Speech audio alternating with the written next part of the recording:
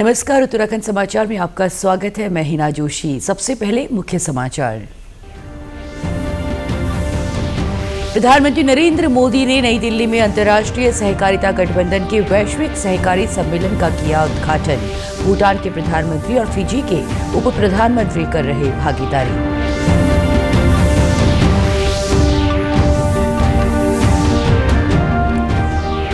संसद का शीतकालीन सत्र शुरू। पहले दिन हंगामे के कारण लोकसभा और राज्यसभा की कार्यवाही स्थगित।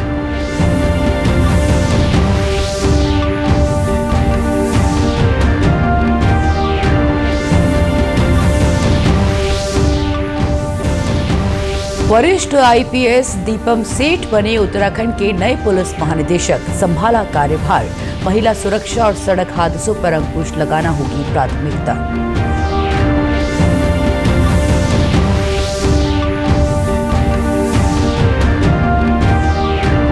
देहरादून जू में अब होंगे बाघ के दर्शन। आम जनता के लिए आज से टाइगर बाड़ा खुला। पर्यटकों की संख्या बढ़ने के आसार।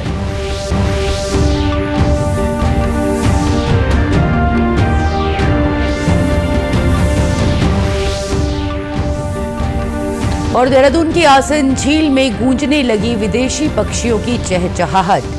साइबेरिया और यूरोप से आते हैं मेहमान पक्षी। पर्यटकों के आकर्षण केंद्र बने हैं सुरखाब और रूबी शेल्डन। और अब समाचार विस्तार से। प्रधानमंत्री नरेंद्र मोदी ने आज नई दिल्ली के भारत मंडपम में अंतर्राष्ट्रीय सहकारिता गठबंधन यानी आईसीए के वैश्विक सहकारी सम्मेलन का उद्घाटन किया। उन्होंने सहकारी आंदोलन के प्रति भारत की प्रतिबद्धता के प्रतीक के रूप में एक स्मारक डाक टिकट भी जारी किया। इस अवसर पर प्रधानमंत्री ने कहा कि सहकार से समृद्धि के दृष्टिकोण का लक्ष्य सहकारी संस्थाओं को आत्मनिर्भर और मजबूत बनाना है। उन्होंने कहा कि अंतर्राष्ट्रीय सहकारिता गठबंधन का वैश्विक सम्मेलन पहली बार भारत में आयोजित किया जा रहा है। भारत में हम सहकारी आंदोलन का विस्तार कर रहे हैं। प्रधानमंत्री ने विश्वास जताया कि इस सम्मेलन के माध्यम से भारत की भावी सहकारी यात्रा के लिए जरूरी अंतर्दृष्टि मिलेगी। साथियों, दुनिया के लिए कोऑपरेटिव्स एक मॉडल है, लेकिन भारत के लिए कोऑपरेटिव्स संस्कृति का आधार है, जीवन शैली है। हमारे वेदों ने कहा है संगच्छध्वम संवदध्वम, यानी हम सब एक साथ चलें, एक जैसे बोल बोले। हमारे उपनिषदों ने कहा सर्वे संतु सुखिनः, यानी सभी सुखी रहे। हमारी प्रार्थनाओं में भी सह अस्तित्व ही रहा है। संग और सह ये भारतीय जीवन के मूल तत्व है। हमारे यहां फैमिली सिस्टम का भी यही आधार है और यही तो कोऑपरेटिव्स का भी मूल है। सहकार के इसी भाव के साथ भारतीय सभ्यता फली फूली है। वहीं भूटान के प्रधानमंत्री दाशो शेरिंग तोब्गे और फिजी के उप प्रधानमंत्री मनुआ कामिका भी सम्मेलन में भागीदारी कर रहे हैं। वैश्विक सम्मेलन की मेजबानी आईसीए, भारत सरकार, भारतीय सहकारिता, अमूल और कृभको के सहयोग से भारतीय किसान उर्वरक सहकारिता लिमिटेड कर रहा है। अंतर्राष्ट्रीय सहकारी गठबंधन की स्थापना 1895 में की गई थी। ये विश्व भर में 30 लाख सहकारी उद्यमों का प्रतिनिधित्व करता है। इसमें 1 बिलियन से अधिक सहकारी सदस्य हैं। भारत मंडपम के 6 दिवसीय सम्मेलन में कार्यक्रमों और चर्चाओं की एक श्रृंखला में विश्व भर की सहकारी समितियां एक मंच पर एकत्र होंगी। इस कार्यक्रम में लगभग 3000 विदेशी और भारतीय प्रतिनिधियों के शामिल होने की उम्मीद की जा रही है।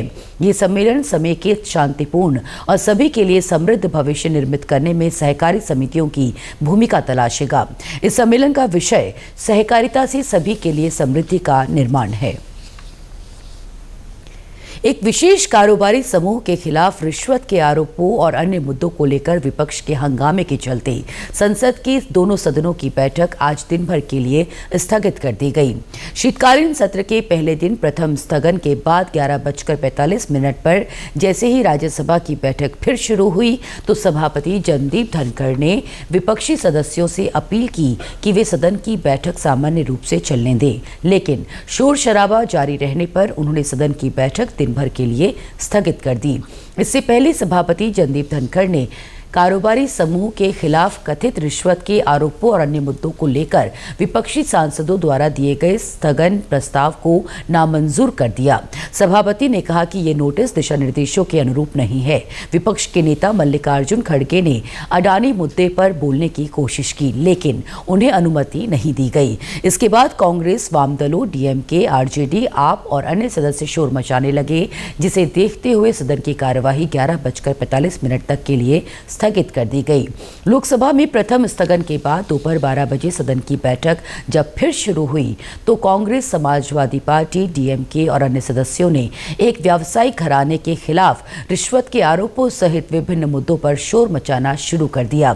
इन मुद्दों में उत्तर प्रदेश के संभल में कथित हिंसा का मुद्दा भी शामिल था। शोर शराबे के बीच अध्यक्ष ने सदन की बैठक दिन भर के लिए स्थगित कर दी। इससे पहले लोकसभा की कार्यवाही मौजूदा सदन की दो दिवंगत सदस्यों वसंतराव चौहान और शेख नूरुल इस्लाम को श्रद्धांजलि देने के बाद दोपहर 12 बजे तक के लिए स्थगित कर दी गई थी। प्रधानमंत्री नरेंद्र मोदी ने आशा प्रकट की है कि संसद का शीतकालीन सत्र लाभकारी रहेगा और इसमें रचनात्मक विचार विमर्श किया जाएगा। संसद सत्र से पहले मीडिया को संबोधित करते हुए श्री मोदी ने कहा कि ये सत्र संविधान पारित होने के 75 वर्ष सहित कई कारणों से विशेष रहेगा। वरिष्ठ आईपीएस दीपम सेठ ने आज उत्तराखंड पुलिस के नए पुलिस महानिदेशक का पदभार संभाल लिया है। दीपम सेठ 1995 बैच के आईपीएस अधिकारी हैं और वर्ष 2019 से केंद्रीय प्रतिनियुक्ति पर थे। पुलिस महानिदेशक पदभार संभालने से पहले दीपम सेठ ने कई अहम जिम्मेदारियों का बखूबी निर्वहन किया। उन्होंने संयुक्त राष्ट्र शांति मिशन कोसोवोरू में प्रोजेक्ट मैनेजर के तौर पर कार्य किया। इसके अलावा वो पुलिस उप महानिरीक्षक गढ़वाल परिक्षेत्र क्राइम और लॉ एंड ऑर्डर पीएसी प्रशिक्षण भी रहे। उन्होंने कहा कि प्रदेश में कानून व्यवस्था को सुचारू बनाना, महिलाओं की सुरक्षा और सड़क हादसों पर अंकुश लगाना उनकी प्राथमिकता है। इस समय ऐसे सक्षम और प्रोफेशनल फोर्स जो हमारी उत्तराखंड पुलिस की है, उसका नेतृत्व करने का जो एक जिम्मेदारी दी गई है, वो मैं बहुत गौरवान्वित महसूस कर रहा हूँ। और जहाँ तक आपने प्राथमिकताएं की बात करी, तो ट्रेडिशनल पुलिसिंग की बड़ी क्लियर प्रायोरिटीज़ रहती हैं। जो हमारे लॉ अबाइडिंग सिटीजन्स हैं, जो कानून का पालन करने वाले हैं, उनको कानून व्यवस्था में उनको भरोसा रहे, उनका भरोसा और मजबूत हो। और जो अपराधी हैं, anti national, anti social elements हैं, उनमें अपराध का भय, कानून का भय।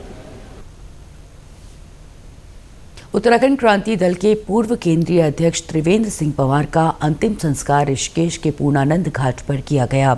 ऋषिकेश में नटराज चौक के पास एक सड़क हादसे में उनका निधन हो गया था। उनके निधन पर मुख्यमंत्री पुष्कर सिंह धामी समेत सभी राजनीतिक दलों के नेताओं ने शोक संवेदना व्यक्त की है।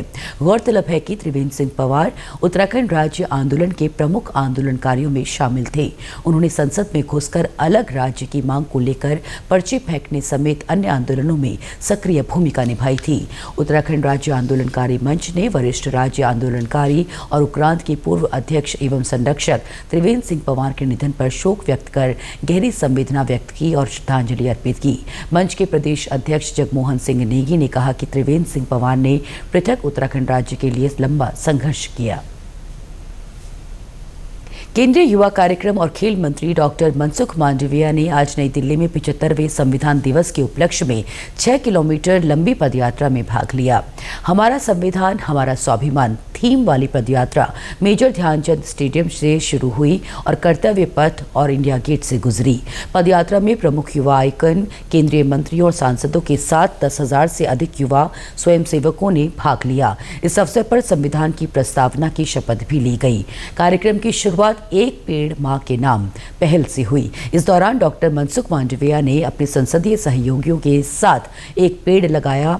उन्होंने कहा कि युवाओं में दिख रहे उत्साह से पता चलता है कि भारत वर्ष 2047 तक विकसित भारत बन जाएगा। उन्होंने इस बात पर जोर दिया कि नए भारत के युवा विकसित भारत के निर्माण की दिशा में आगे बढ़ रहे हैं। संविधान दिन के उपलक्ष्य में दिल्ली के 10,000 से अधिक युवा आज मेरा संविधान मेरा स्वाभिमान शीर्षक के नीचे पदयात्रा कर रहे हैं। जानता हूँ कि देश के युवा अपने कॉन्स्टिट्यूशन के बारे में जाने, समझे और उसके प्रति आस्था रखे, ये बहुत आवश्यक होता है। मैं युवाओं को हार्दिक बधाई देता हूँ कि इस महत्वपूर्ण ऐसी पदयात्रा करके अपना भाव व्यक्त कर रहे हैं। इस पदयात्रा में डॉक्टर बाबा साहब आम्बेडकर के वेशभूषा में, महात्मा गांधी जी के वेशभूषा में, सरदार वल्लभ भाई पटेल के वेशभूषा में, अलग अलग वेशभूषा में हमारे युवा पदयात्रा कर रहा है। वो बताता है कि उसकी आस्था, श्रद्धा हमारे देश के बंधारण के घड़वैया के प्रति है। देहरादून जू में आज से वन्यजीव प्रेमियों के लिए बाघ के दर्शन सुलभ होंगे। चिड़ियाघर प्रशासन ने यहां मौजूदा बाघ बाड़े को आम जनता के लिए खोल दिया है। इसका उद्घाटन वन मंत्री सुबोध उनियाल ने किया। इस मौके पर मीडिया के साथ बातचीत में उन्होंने कहा कि जू में बाघ आने के बाद यहां पर्यटकों की संख्या में बढ़ोतरी होने की संभावना है। उन्होंने कहा कि भविष्य में यहां सफेद बाघ लाने की योजना है।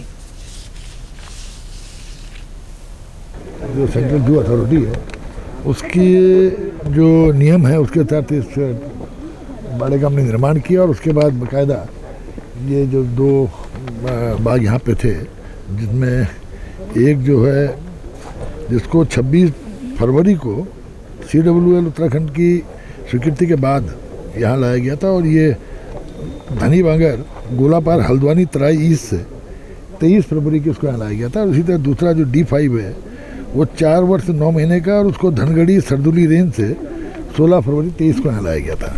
और इन दोनों को बाघों को यहाँ लाने के बाद हम लोग लगातार प्रयास कर रहे थे कि CJD की में परमिशन मिले और अब सेंट्रल जू अथॉरिटी की परमिशन मिलने के बाद बाकायदा आज इनका हमने लोकार्पण कर दिया कि ये जनता को देखने के लिए इस बाड़े में, और निश्चित रूप से जो टाइगर प्रेमी लोग हैं वो भी इससे लाभान्वित होंगे और इससे इस जू को भी एक बड़ा एक्सपोजर मिलेगा। और भविष्य में हमारा ये भी प्लान है कि हम वाइट टाइगर भी यहाँ पर लाएँ। देहरादून के आसन वेटलैंड कंजर्वेशन रिजर्व क्षेत्र में इन दिनों साइबेरियन पक्षियों का कलख गूंज रहा है। साइबेरिया और उच्च हिमालय क्षेत्रों से आए ये पक्षी पर्यटकों के आकर्षण का केंद्र बने हुए हैं। आसन झील में रूबी शेल्डन, फ्लास ईगल, कॉमन क्रुट, सुरखाब जैसी करीब 24 विदेशी प्रजातियों के पक्षियों के साथ देश में पाई जाने वाली खास प्रजातियों के पक्षियों ने भी यहाँ डेरा डाला हुआ है। यहाँ आने वाले पर्यटकों का कहना है कि विदेशी पक्षियों को देखना सुखद अनुभव है। आसन झील पहुंचने के बाद बहुत ही अच्छा है। तो वेदर बहुत अच्छा है।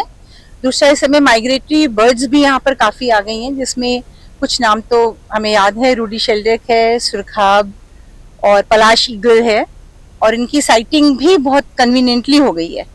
हमको बहुत अच्छा लग रहा है। हमारे संग परमिता है, ये भी एंजॉय कर रही हैं। ये कलकत्ता और दिल्ली से घूमते हुए यहाँ पर आई हैं। और आप बताइए कुछ। नहीं, बहुत अच्छा। ऐसे बर्ड सैंक्चुरी में आके तो बहुत ही अच्छा। इतनी सारी बर्ड्स और इतनी दूर दूर से वो माइग्रेट करके आ रहे हैं, वो सुन के ही तो बहुत अच्छा लग रहा है। वहीं इन विदेशी पक्षियों की निगरानी रखने के लिए वन महकमा भी पूरी तरह से सतर्क है। आसन कंजर्वेशन रिजर्व में हर साल की तरह इस साल भी पक्षियों की जमावड़ा लग चुका है। इसमें रूडी सेल्डक है, गैडवाल है, कूट्स हैं, कॉमन पोचार्ड्स हैं। इस तरह लगभग 24 के करीब जो विदेशी प्रवासी पक्षी यहाँ पे आते हैं वो आ गए हैं। इनकी संख्या लगभग 3000 के करीब यहाँ पे पहुंच गई है और अब धीरे धीरे मौसम ठंडा होते ही इनकी संख्या और बढ़ती जाएगी। सुरक्षा की दृष्टि से उच्चाधिकारियों द्वारा हमारी टीमें गठित की गई हैं जो दिन रात गश्त करती हैं। इसके अलावा हमारा ट्रेनिंग सेंटर भी इसकी गश्त करता है, सुबह शाम इसकी गश्त होती है और निगरानी पूरी रखी जाती है। कौन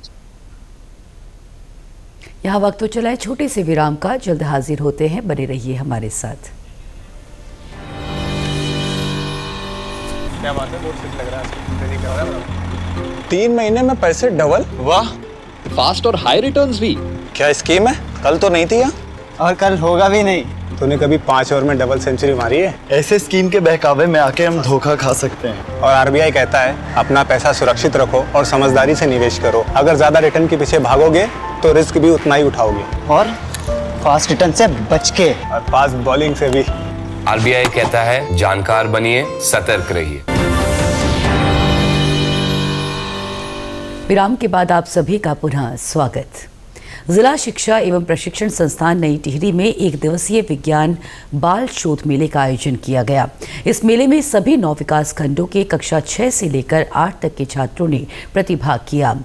डाइट की प्राचार्य हेमलता भट्ट ने बताया कि छात्रों में विज्ञान के प्रति रुचि पैदा करने के लिए विज्ञान बाल शोध मेले का आयोजन किया गया। उन्होंने बताया कि जिला स्तर पर प्रथम स्थान प्राप्त करने वाले मॉडलों को राज्य स्तरीय बाल विज्ञान शोध मेले में शामिल किया जाएगा। विज्ञान बाल शोध मेला आज हमारे डाइट टिहरी में किया जा रहा है। ये जो शोध मेला विज्ञान के प्रति बच्चों की रुचि बढ़ाने के लिए है। ये पहले ब्लॉक स्तर पर किया गया था और ब्लॉक स्तर पर कक्षा 6 से 8 तक के बच्चे, उसमें इंटर कॉलेज भी अगर कक्षा 6 से 8 तक के हैं तो उस विद्यालय के बच्चे भी सम्मिलित हुए हैं। और ब्लॉक स्तर पर जो प्रथम आए हैं उनका आज ये जनपद स्तर पर यहाँ पर आयोजन किया जा रहा है। और बच्चे इसमें बहुत सारे मॉडल अपने तैयार करके लाए हैं, जिसमें वर्किंग मॉडल है और लोकल स्तर पर जो सामग्री उन्हें प्राप्त हुई है उस सामग्री से वो विभिन्न प्रकार के मॉडल बना के लाए हैं। मोटे अनाज पर अपना मॉडल तैयार करने वाले बाल वैज्ञानिक गणेश प्रसाद बंगवाल के मॉडल को प्रथम स्थान मिला है। उन्होंने बताया कि मोटे अनाज खाने से क्या क्या फायदे हैं। मोटे अनाज में बहुत सारे पोषक तत्व पाए जाते हैं जो कि हमारे स्वास्थ्य के लिए अच्छे होते हैं। क्योंकि आजकल सभी चीज़ें हम बाजार से लाते हैं, जैसे कि चावल हो गया, दाल हो गई, तो वो उनमें कलर मिलाते हैं। जैसे कि मिर्च में वो जैसे कि ईंट का पराठा मिला देते हैं। तो इसकी टेस्टिंग के लिए हम उसको पानी में डालेंगे। अगर पानी के ऊपर कुछ दरदरा सा लग रहा है तो उसमें कुछ मिला रखा है। राजकीय इंटर कॉलेज शिवालीधार देवप्रयाग की छात्रा आयुषी ने बताया कि उनका मॉडल जैविक खेती को लेकर था। उन्होंने कहा कि खेतों में अधिक से अधिक जैविक खाद का प्रयोग करना चाहिए। मेरा प्रोजेक्ट था पर्यावरण के आसपास में खेती में आजकल की खेती में जैसे कि हम यूरिया खाद का प्रयोग बहुत ज़्यादा कर रहे हैं, जो कि हमें नहीं करना चाहिए। जैविक खाद का प्रयोग हमें करना चाहिए। बाल अधिकार संरक्षण आयोग की अध्यक्ष डॉक्टर गीता खन्ना का 3 वर्ष का कार्यकाल पूरा होने वाला है। इसको लेकर उन्होंने देहरादून में प्रेस कॉन्फ्रेंस कर अपने कार्यकाल की जानकारी दी। उन्होंने कहा कि बाल अधिकार संरक्षण आयोग की पहचान को जन जन तक पहुंचाना उनकी प्राथमिकता रही। उन्होंने बताया कि बाल संरक्षण को लेकर 11 जिलों में कार्यशाला आयोजित की गई। इसके साथ ही अंतर्राष्ट्रीय बाल दिवस के अवसर पर बाल संरक्षण को लेकर ऑनलाइन जागरूकता कार्यक्रम किया गया। डॉक्टर गीता खन्ना ने कहा कि बाल संरक्षण को लेकर काफी हद तक लोग जागरूक हुए हैं, हालांकि अब भी इस दिशा में कई काम होने बाकी हैं। बिकॉज हम लोग मतलब एक बाल अधिकार सब्जेक्ट एक कॉमन सब्जेक्ट बना है, everyone is talking about it. Media में हमने हमारी प्रेजेंस रही, इसलिए नहीं कि हमारी प्रेजेंस रही, मीडिया में हमारे काम की प्रेजेंस रही और लोगों को पता चला कि what is the real scope of बाल अधिकार संरक्षण। जो चैलेंजेस रह गए वो है कि जो सजेशंस या जो प्रस्ताव हमने दिए हैं उनका इम्प्लीमेंटेशन अभी काफ़ी हद तक, एंड जितना स्कोप है जो हमने आइडेंटिफाई करके दिखाया उसके हिसाब से हमारे पास ह्यूमन रिसोर्स बहुत ही कम है। उत्तराखंड में सशक्त भू कानून के तहत विशेष परमिशन से खरीदी गई जमीनों की जांच की जा रही है। कुमाऊं मंडल क्षेत्र में 250 वर्ग मीटर से अधिक और विशेष अनुमति से खरीदी गई जमीनों के जांच के लिए कमिश्नर दीपक रावत ने कुमाऊं मंडल के सभी जिलों के अधिकारियों की बैठक ली। काठगोदाम में हुई बैठक में अधिकारियों ने विशेष अनुमति के उल्लंघन के मामले प्रस्तुत किए। मीडिया से बात करते हुए कुमाऊं आयुक्त दीपक रावत ने बताया कि अभी तक कुमाऊं मंडल में भूमि खरीद उल्लंघन के कई मामले सामने आए हैं, जिस पर कार्रवाई की जा रही है। जो विशेष प्रयोजन वाले हैं 130 वायलेशंस उसमें हैं और जो 250 वर्ग मीटर वाले हैं लगभग 100 के वायलेशंस आसपास उसमें हैं। एक और कैटेगरी है जिसमें की अनुमति नहीं चाहिए होती धार्मिक पर्पस के लिए। इसका भी ये देखने में आया कि काफी एक तरीके से मिसयूज कुछ बिल्डर्स द्वारा किया गया है। तो इन सभी पे 167 के तहत जो चालान होते हैं, कार्रवाई होती है, वो चल रही है और गवर्नमेंट को हम यहाँ से जो सुझाव मिले हैं अब वो भी रेफर करेंगे इसमें क्या क्या चेक्स एंड बैलेंसेस होने चाहिए। जो ऐसी कंपनीज थी जो पूर्व में 2003 से पहले यहाँ पे एक्टिव थी, उसकी आड़ लेते हुए भी बहुत सारी सेल्स परचेजेस लैंड की हुई हैं जिसमें कि जो पर्पस था वो भी पूरा नहीं हुआ है। तो इन सब पे भी कार्रवाई की जाएगी। प्रदेश में अगले 10 दिनों तक बारिश की कोई संभावना नहीं है। नवंबर माह में बारिश सामान्य से बहुत कम हुई है। मौसम विभाग के निदेशक डॉक्टर बिक्रम सिंह ने बताया कि इस सीजन में अब तक सामान्य से 90% कम बारिश हुई है। उन्होंने बताया कि 1 और 2 दिसंबर को बादल छाने की संभावना है। साथ ही बताया कि बारिश न होने से प्रदूषण की मात्रा अधिक है। नवंबर मंथ की हम बात करते हैं तो इसमें जहाँ बारिश या बर्फबारी की अगर बात करें उत्तराखंड के लिए तो ये सबसे ड्राई मंथ हमारा है। इसका अगर आप नॉर्मल देखेंगे तो 6.4 mm के आसपास है और इस समय तापमान देखें तो तापमान हमारे करीब करीब सामान्य के आसपास ही चल रहे हैं। 1-8 डिग्री ऊपर नीचे इस तरह का है, बाकी सामान्य के आसपास है। हाँ, ये है कि बारिश नहीं होने से चाहे वो पॉल्यूटेंट्स है या एरोसोल्स है उसका वो कहीं ना कहीं बढ़ता है फिर हवा में।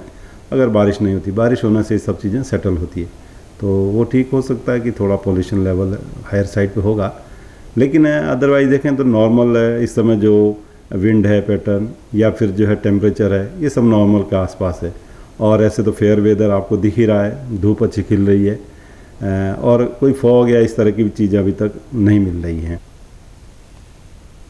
रुद्रप्रयाग जिले के जखोली में 5 दिवसीय कृषि, औद्योगिक एवं पर्यटन विकास मेला का आज आगाज हो गया। ये मेला स्वर्गीय इंद्रमणि बडोनी की याद में आयोजित किया जाता है। इस मौके पर ब्लॉक प्रमुख प्रदीप थपलियाल ने कहा कि मेले में न केवल स्थानीय कलाकारों को मंच प्रदान हो रहा है बल्कि स्टॉलों के माध्यम से सरकार की विभिन्न लोक कल्याणकारी योजनाओं की जानकारी भी मिल रही है। यहाँ पे कृषि पर्यटन विकास मेला का शुभारंभ हमारी स्थानीय प्रधान लोनुड़ी की श्रीमती शीला भंडारी जी के द्वारा इसका विधिवत उद्घाटन किया गया है और हमारे महिला मंगल दल द्वारा यहाँ पे आप देख लेंगे प्रस्तुतियाँ, सुबह से प्रस्तुतियाँ दी जा रही हैं और प्रत्येक ग्राम पंचायत की महिला मंगल दल की हमारी जितनी भी दल हैं उन्होंने अपनी प्रस्तुति यहाँ पे किए हैं और विभागों के स्टॉल आप देख रहे होंगे कि विभागों के स्टॉल यहाँ पे लगे हुए हैं और भव्य दिव्य बनाने के लिए हमने पूरी भरसक कोशिश की। वहीं मेले में कृषि, पशुपालन, उद्यान, मत्स्य, बाल विकास, वन विभाग सहित विभिन्न विभागों के स्टॉल्स भी लगाए गए हैं। बाल विकास परियोजना अधिकारी देवेश्वरी कुंवर का कहना है कि मेले में लगाए गए स्टॉलों में सरकार की विभिन्न योजनाओं की जानकारी आम जनमानस को प्रदान की जा रही है। सशक्तिकरण एवं बाल विकास विभाग का स्टॉल है और इसमें हम सरकार की विभिन्न योजनाओं की जानकारी देते हैं। इसमें हमारे पास है मातृवंदना योजना जो कि महिलाओं से संबंधित है। प्रथम गर्भवती महिलाओं को ये योजना का लाभ दिया जाता है और द्वितीय जो बालिकाएं जन्म लेती हैं उसका लाभ दिया जाता है। मेले में पुलिस विभाग द्वारा भी साइबर अपराधों के प्रति जागरूकता फैलाई जा रही है। ऑनलाइन ठगी, अश्लील वीडियो चैट के झांसे में फंसाने के साथ ही ऑनलाइन दोस्ती कर फ्रॉड करने के बारे में लोगों के बीच जागरूकता फैलाई जा रही है। मेले में मैं अपनी साइबर सेल की और एंटी नार्कोटिक्स टास्क फोर्स की टीम के साथ यहाँ जनता को साइबर अपराधों और ड्रग्स के दुष्प्रभावों के संबंध में जानकारी देने के लिए आया हूँ। और आज हमारे द्वारा यहाँ मेले में आई जनता को साइबर अपराधों से बचने के तरीके, साइबर अपराधों के प्रकार और ड्रग्स के दुष्प्रभावों के संबंध में जानकारी दी गई। और भारतीय महिला हॉकी टीम में स्थान बनाने वाली हरिद्वार की मनीषा चौहान ने हाल ही में बिहार के राजगीर में हुई एशियाई चैंपियनशिप में बेहतरीन प्रदर्शन किया है। भारतीय टीम ने चीन को हराकर गोल्ड मेडल प्राप्त किया। इस जीत के बाद हरिद्वार पहुंचने पर मनीषा चौहान का गांव वालों ने जोरदार स्वागत किया। मुख्यमंत्री पुष्कर सिंह धामी और खेल मंत्री रेखा आर्य ने भी उनसे मुलाकात कर उनका उत्साहवर्धन किया। हरिद्वार के श्यामपुर की रहने वाली मनीषा चौहान अपने कोच को अपना आदर्श मानती हैं और महिला हॉकी टीम की स्टार खिलाड़ी वंदना कटारिया को भी वो एक मजबूत प्रेरणा के रूप में देखती हैं। दूरदर्शन से खास बातचीत में उन्होंने अपने सपनों और संघर्षों के अनुभव साझा किए। बहुत अच्छे प्लेयर हैं और उनका बहुत नाम है, उत्तराखंड में हो चाहे पूरे इंडिया में हो या पूरे देश में हो, उनका बहुत नाम है, उनके गेम की बहुत वैल्यू है। तो अभी मैं सेकंड पर्सन आई हूँ, तो फिर मैं भी चाहती हूँ कि मैं अपनी जगह का नाम और ऊंचा करूँ, जैसे उन्होंने रखा है मैं उस चीज़ को मतलब एक मुकाम तक लेके जाऊँ। फिर इस छोटे से गांव में हम लोगों का एक स्कूल है, स्कूल में मैंने अपना हॉकी स्टार्ट किया था और उसके बाद फिर यहाँ से मैं दिल्ली गई थी। दिल्ली के बाद फिर मैंने दूसरे स्टेट से खेलने के बाद मैं आज यहाँ पे हूँ। मेरे कोच मेरे आइडियल हैं और मैं चाहती हूँ कि इंडिया ओलंपिक्स में मेडल लेके आए, ये मेरा ड्रीम है और मेरे को पूरा विश्वास है कि हम लोग इंडिया के लिए मेडल लेके आएंगे। अभी उत्तराखंड गवर्नमेंट ने बहुत अच्छी फैसिलिटीज़ कर ली है कि नेशनल मेडल होने पे आप लोगों को प्राइज़ दिए जा रहे हैं। जितने भी इंटरनेशनल प्लेयर्स हैं उनको जॉब दिए जा रहे हैं, नहीं तो जो भी नेशनल खेल के आ रहा है उन लोगों को भी जॉब मिल रही है अपने उत्तराखंड में, अपने होम ग्राउंड में। तो इससे अच्छी बात नहीं है एक प्लेयर के लिए, क्योंकि एट दी एंड सबको जॉब की ज़रूरत होती है, चाहे वो इंटरनेशनल प्लेयर हो या कुछ भी है। लेकिन लाइफ को सिक्योर करने के लिए आपको जॉब चाहिए और इससे हमारी गवर्नमेंट बहुत फोकस कर रही है। और अभी हम लोगों के स्टेट में नेशनल गेम्स हो रहा है, इतना बड़ा इवेंट हम लोग करवा रहे हैं, तो ये बहुत अच्छी चीज़ है कि हम लोग बहुत इम्प्रूव कर रहे हैं और इसमें गवर्नमेंट बहुत अच्छा सपोर्ट भी कर रही है और बहुत अच्छे कॉम्पिटिशन्स भी करवा रही है उत्तराखंड में, तो ये बहुत अच्छी बात है। प्रदेश के समाचारों में आज बस इतना ही। चलते चलते मुख्य समाचार एक बार फिर। प्रधानमंत्री नरेंद्र मोदी ने नई दिल्ली में अंतर्राष्ट्रीय सहकारिता गठबंधन के वैश्विक सहकारी सम्मेलन का किया उद्घाटन। भूटान के प्रधानमंत्री और फिजी के उप प्रधानमंत्री कर रहे भागीदारी।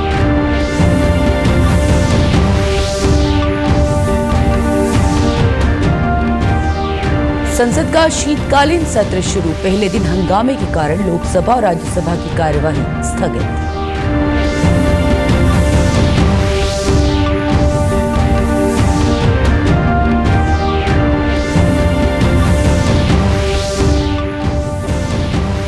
वरिष्ठ आईपीएस दीपम सेठ बने उत्तराखंड के नए पुलिस महानिदेशक। संभाला कार्यभार। महिला सुरक्षा और सड़क हादसों पर अंकुश लगाना होगी प्राथमिकता।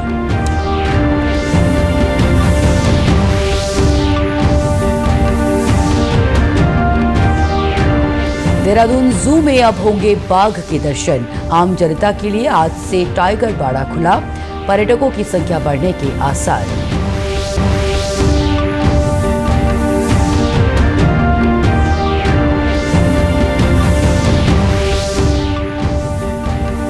और देहरादून के आसन झील में गूंजने लगी विदेशी पक्षियों की चहचहाहट। साइबेरियन और यूरोप से आते हैं मेहमान पक्षी। पर्यटकों के आकर्षण केंद्र बने हैं सुरखाब और रूबी शेल्डन। प्रदेश से जुड़ी अपडेट्स के लिए आप हमसे सोशल मीडिया के माध्यम से भी जुड़ सकते हैं। हमारा एक्स हैंडल है DD_News_देहरादून।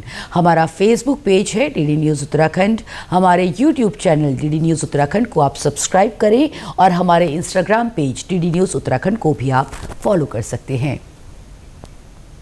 नमस्कार।